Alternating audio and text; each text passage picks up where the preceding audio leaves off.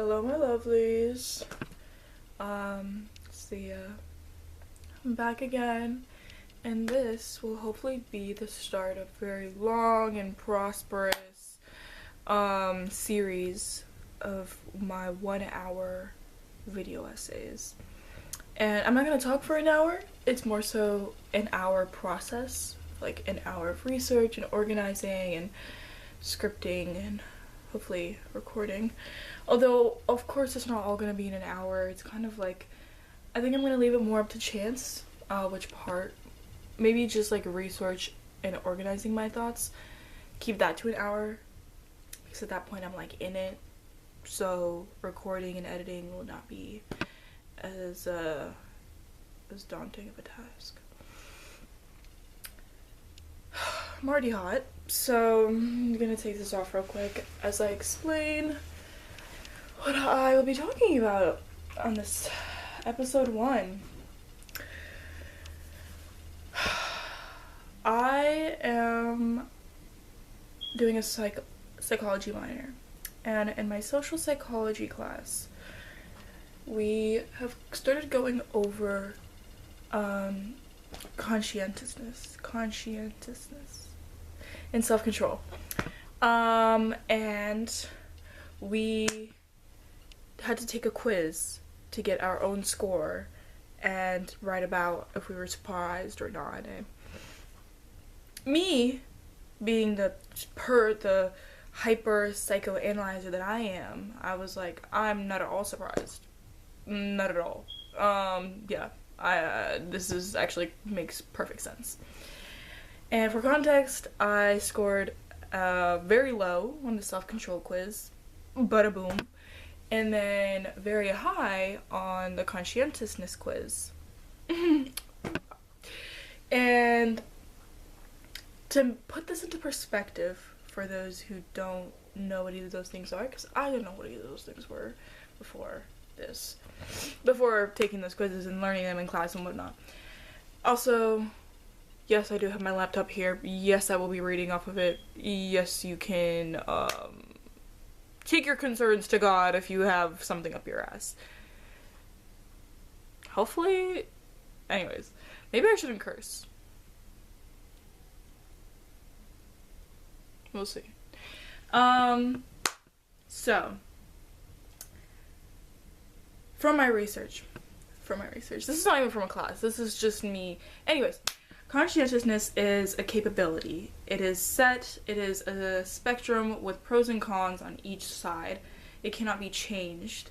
At its core, it is self-regulation.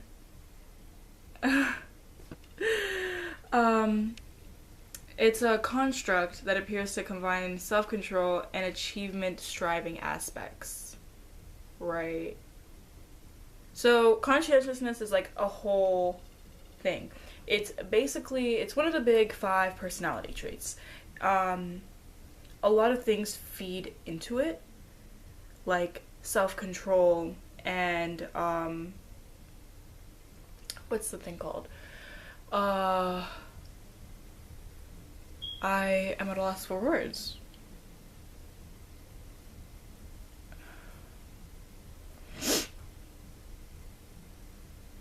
Oh, responsibility, agreeableness, goals, goal setting, determination, etc., etc., etc. So a lot of things that go into it. Self-control being one of those little pillars, right? Remember that. Self-control is one of those little pillars within conscientiousness. So, and self-control is our ability to basically go against our emotions and like wants, usually for like sex, drugs, like high intensity type things, and be able to limit them in order to progress on our goals or because of our belief systems. So we adhere to these responsibilities, per se, and say no to these high intensity kind of like not necessarily high intensity, but for me personally, they do tend to be high intensity things instead of the more calm, orchestrated routine. And so that is kind of the relationship between the two. Even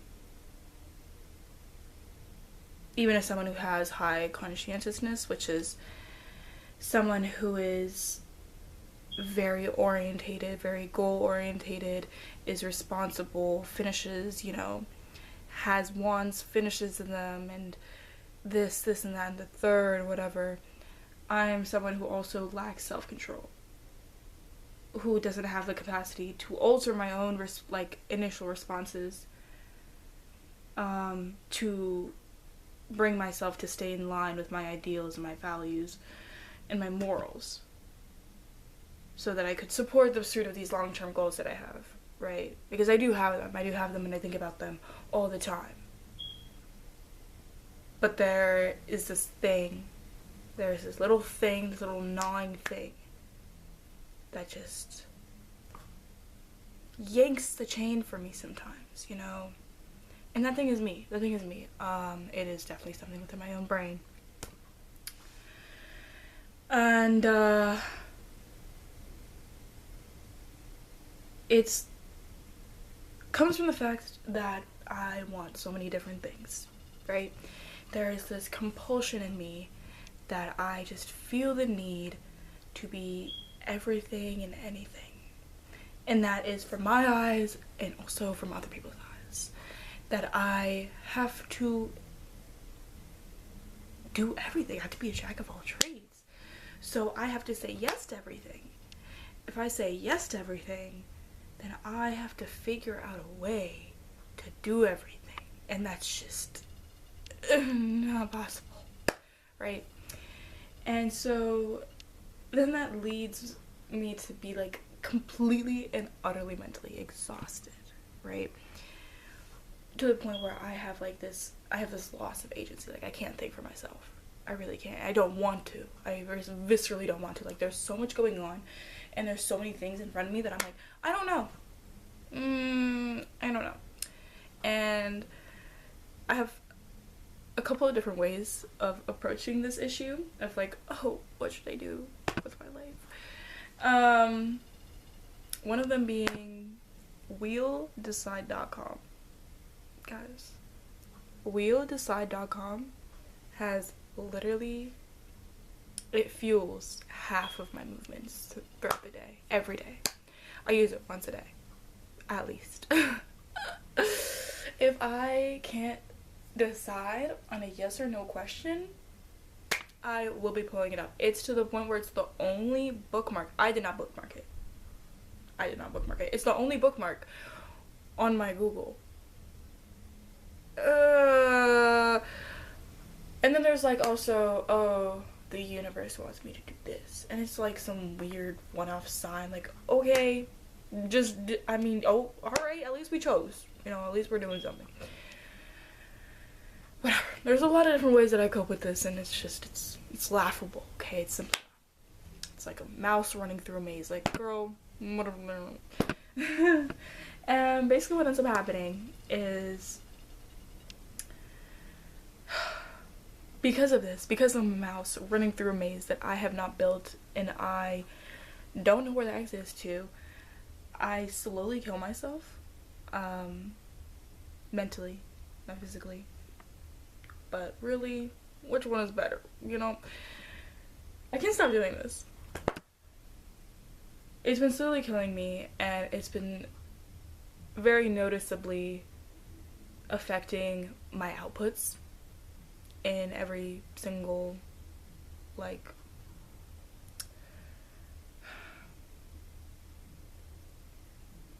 in every single genre of my life. Not just artistically, not just at school, not just at work. It's been taking away substance from my productivity. And that is what I define myself as. You see, that my productivity, what I make, what I do, is how I define myself. So then how, right, let's put the pieces together.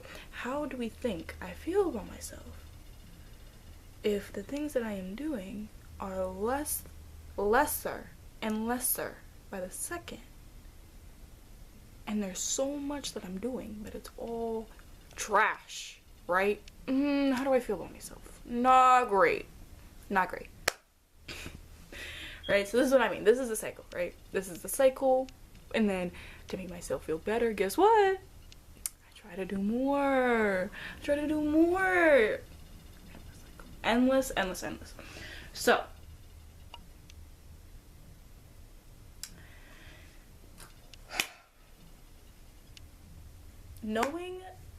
to know this cycle, right? And to know your strong suits and to know your weak suits.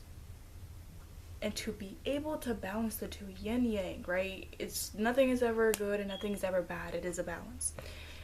Knowing how to do this little balancing act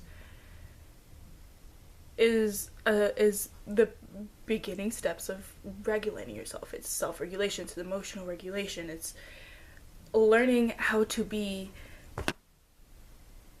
a peaceful being within yourself, within this environment, within this world.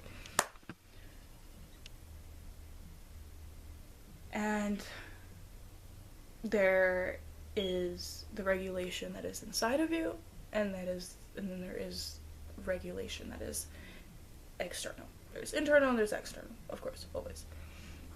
And the hard question I have asked myself is, have I really learned how to self-regulate after preaching about how in 2025 I went through a whole self-growth arc? I did, don't get me wrong. I'm not going to diminish my accomplishments in that year. However, have I really learned how to self-regulate, or have I learned how to people please all over again while also somewhat pleasing myself at the same time?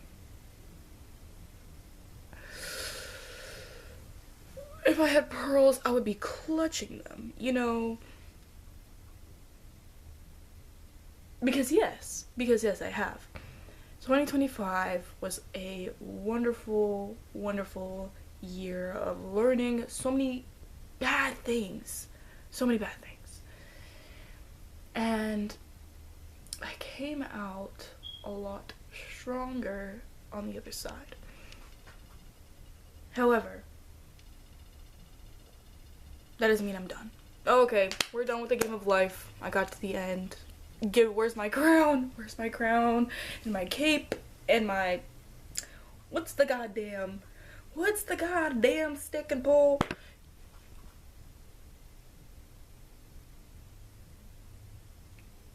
Oh, it don't matter. Chalice. I'm gonna have a chalice instead. I don't get that. Anyways, I didn't get any of that because guess what? I didn't make it to the end. There is no end, really. Let's be for real. There is no end, and if there were, I didn't make it there. Because in all that time, I still stuck to the comfort of my people-pleasing behaviors and habits, while also reinstating this mindset establishing this new mindset of me, that I have wants, that I have goals, and that I am somewhat untethered to the people around me, and that is okay. Because internal and external, there is an internal and there is an external. So, but I also didn't let go of all of these old and destroying little acts. So I kind of just added a few balls to my juggling act. And it kind of made things a little worse. Not at first. At first it was really good. First I was like, oh yes, boom, boom, boom. And then slowly my tempo got wrong, right? And this always happens, right? This always happens. We're not perfect human beings. Our tempo is always going to go wrong. But then something interesting happened where, okay, I slip up a little bit and I get ready for like everything to fall on top of me. But for some reason, this, little rainstorm is a fucking tsunami. Because I forgot that I didn't take out the trash. There's still too much shit going on. And there's just too much. Yeah, I told you, I can't not curse. Like,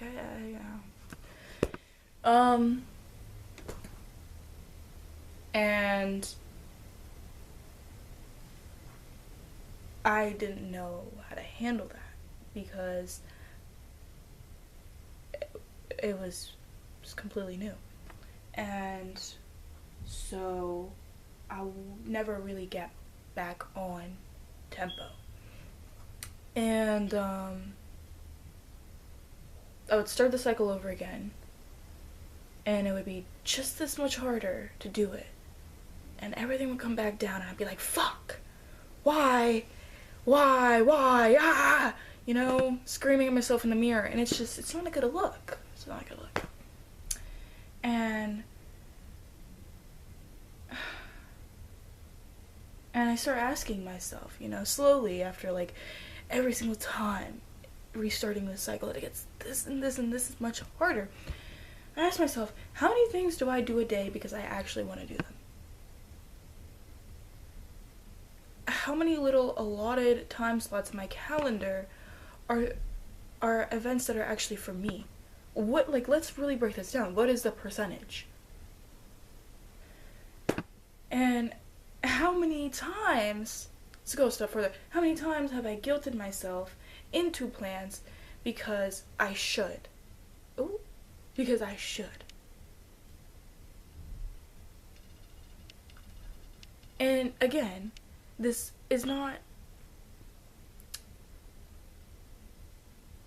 may not even be people's expectations of me. Like, it may be just what I think that I should do. And it's just this like really dark, depressing look into my twisted and decultured mind. Like what? Like what does that even mean, girl? Like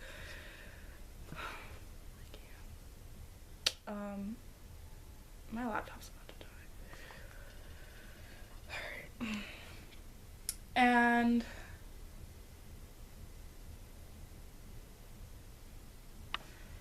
it brings me back to the original issue that I am a visceral people pleaser. And why? Why? Like, where does this come from? What is the origin?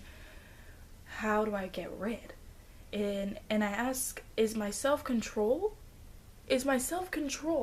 perhaps, right? Like, the origin of my people-pleasing habits. Because, listen, I don't have any self-control, right? Making people happy around me is how I have found my comfort. It is what makes me happy. It is part of my core, right? Making people happy. And it is something that has become ingrained into, literally stitched into my fingertips and the rest of my body because of experiences and environments that I was in, right? So now I have this like mind-numbing comfort of pleasing those around me. So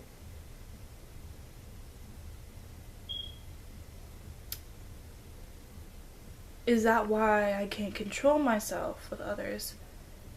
Because I always want to be used and I always want to make others happy. So I have all these goals. And I also have this I also have this cycle that makes me happy. And it is comfort that I've always known. But why is it always only this comfort? You know, why am I always the pleaser? Because the goal here is not to not become a pleaser. I don't want to become an asshole, you know? Villain arc, no. But why can't I also find comfort in this? And do this from time to time, you know? And so, again, with my screaming voice, myself in the mirror, my conscientiousness is also yelling because I do want things. I want so many things for myself and for my life. I have aspirations and goals and things that I have not even been able to clearly put together because I literally never have time for myself, right? I never have time to form a single thought that is just includes me because I am constantly thinking about someone else. And it is driving me halfway up the goddamn wall. And then my mind just becomes this like scattered graph plot of like, what stance has America been over the years? You know, if that were like in a plot graph. Anyways.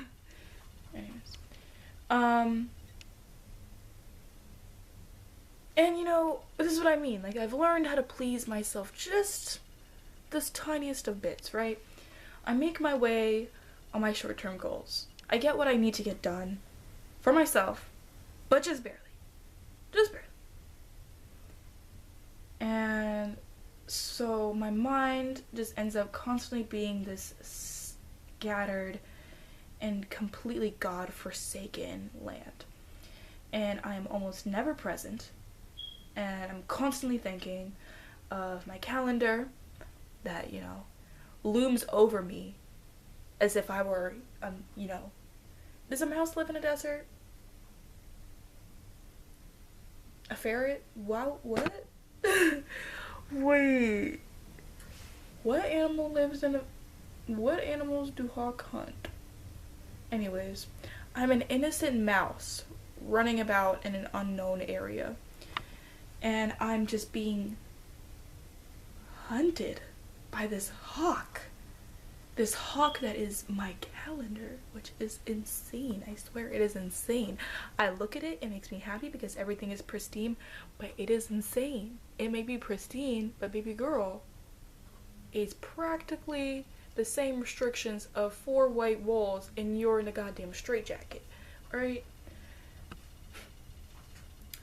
And, but still, I look at it and I'm happy, right? And I give myself this false congratulations. Yes, Thea, we did it. We've got it, we've won. And I'm not running away. I'm this mouse, and I'm not running away from the goddamn hawk. Because I'm too busy going like this at myself, you know? Because yes, I've run around, and I've pleased everyone. And in the meantime, I also have pleased myself. But, have I really pleased myself? I mean... Am I really progressing on things that I want to?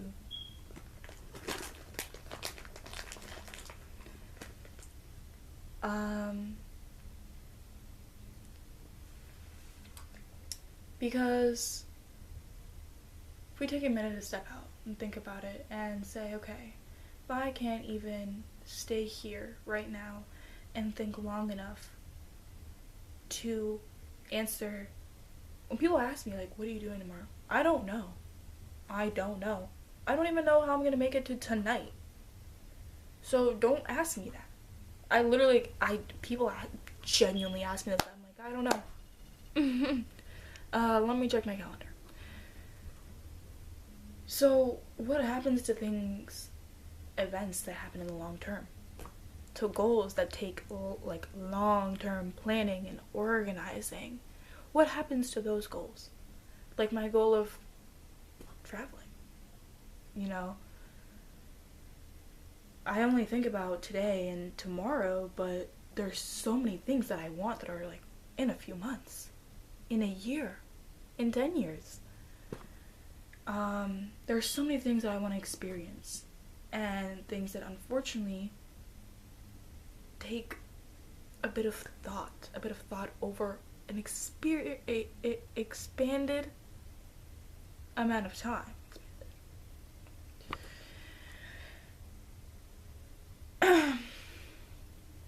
And have I made any progress on those goals? On those bigger goals?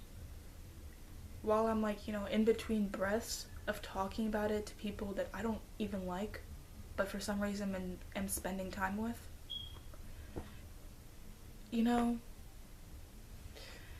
And it's like, why can I not say no? Why can I not say no? And I think it is also because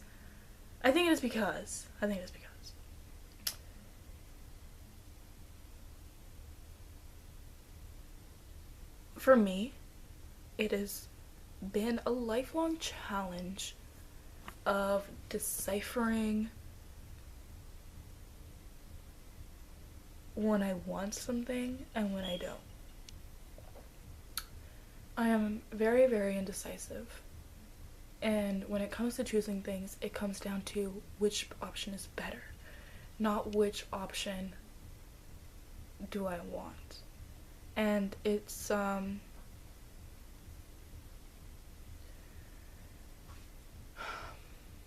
it makes things very, very difficult, because then I can't actually say no to either answer, because usually things aren't black and white and there's not one that's better or worse, it's just two different options. So then it's like, oh, okay, so this is where my life diverts into two different paths, and I have to choose a path. What do I want? What am I expecting at the end of this path so that I know which path to choose? Now that's just too much for me, right? So I'm just not able to say no, because then what if I actually do want that thing on the other path, but I just don't realize it right now in this moment?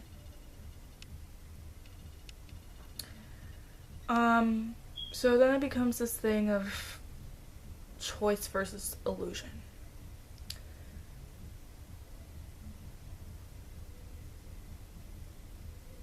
That when people offer me something, all the thoughts that rush through my head of FOMO and expectations and assumptions, I'm always like, yes, let's do it. Why not? Let's do it.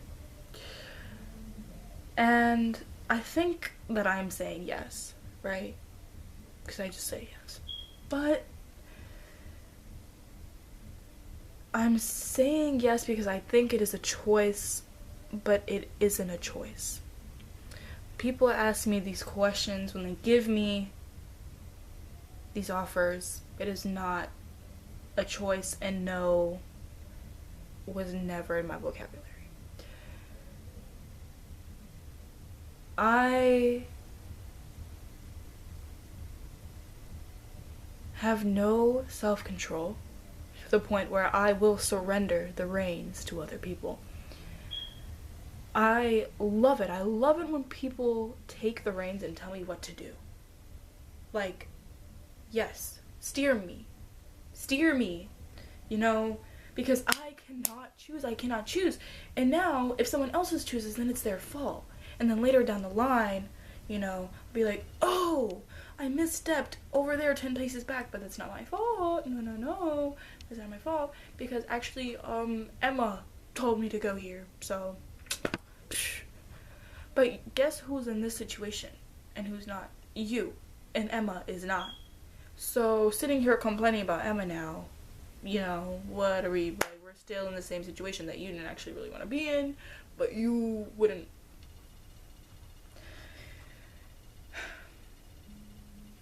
So when people ask me something, do I really hear a question or do I just hear a plan of my next steps? I think we know the answer to that. So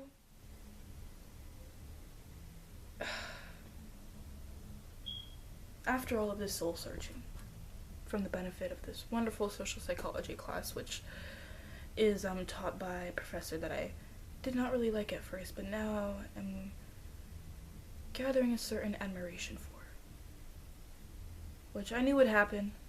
I always usually hate the ones that I will love.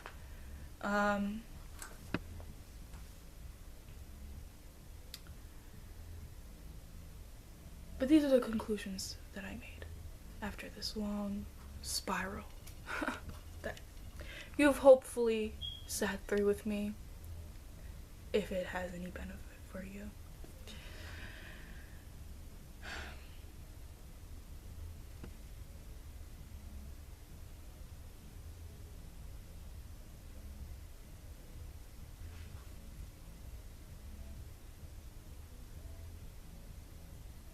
I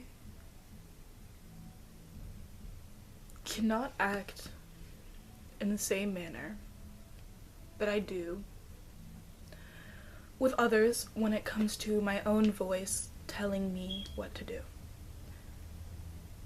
As I've said, there are a lot of things that are on my bucket list, and I make plans for them, and I fit them into my routine, and then I just don't, I don't, there's something in me that is just like, I don't want to do that. Why can't we just go hang out? Why can't we go ask Aaron to come over? Like, no.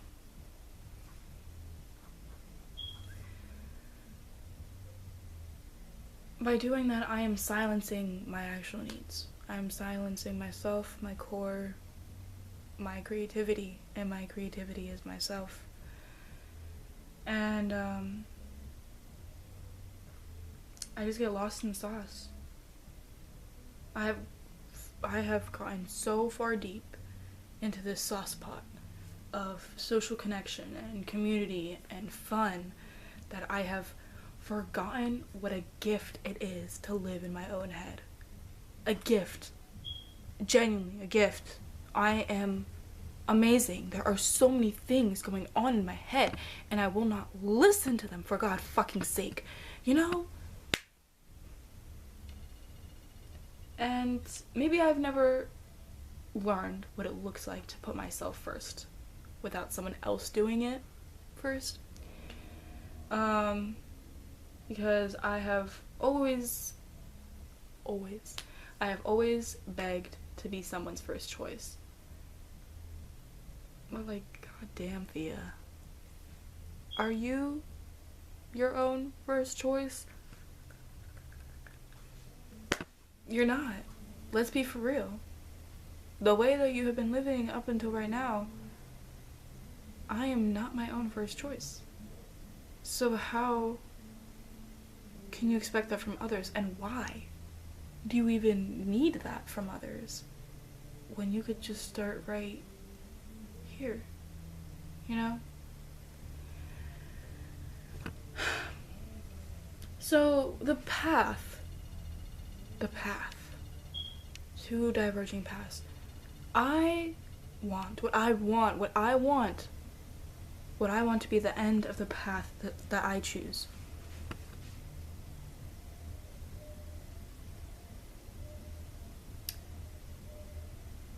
Is resetting my nervous system. That is what I want. Choosing myself is so very difficult, and it inhibits me from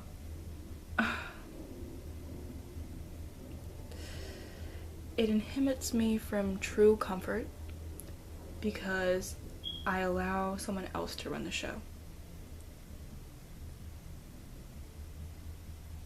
I want my nervous system to learn how lovely the rainbow is of choosing myself and my goals and finding utter peace in that. And so that I can finally quiet the side of my head that keeps telling me I'm not good enough, and that I'm lazy and a bum, and that I never get anything done. Which is obviously not true. In the same moments that where I am saying these things to myself, I know they are not true. I know I am just doing things that I really may not should be doing, right? So I want to learn the path in which, at the end of it, I learn to self-regulate. I learn to regulate those bad thoughts by modifying my self-deprecating social tendencies that have really, honestly, stemmed from a constant personal state, a personal trait, personality trait, and have been further hammered into me by childhood experiences and whatnot, which is not an easy feat, but I believe in myself. I believe in myself, I believe in what I want, and I believe in my capabilities. And that is the first step. That is the first step on the path that I have now chosen.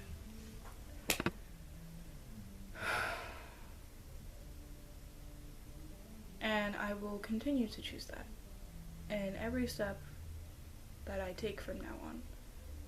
And I may falter, I probably will, but there's this thing called brushing yourself up, you know?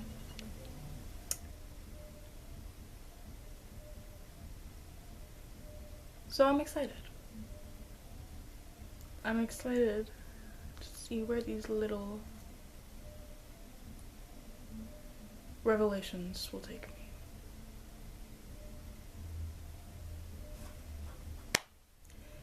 So that was those are my final thoughts for this first segment of this series, and I do want to say not all of them will be this personal. This was just what was on my head, but they probably will be all personal because I'm a very, very personable person. I'm very open, and it's just part of how I talk. Because I feel like to make other people understand, you have to understand me first. But the concepts will range, the topics that I go over, and the topics that I think of. I already have like a little list, so it's just a matter of when I get in the mood, and I want to make something like this and go on a little research rabbit hole. But I hope y'all enjoyed and continue along this path with me. Alright, bye my lovelies. Mwah.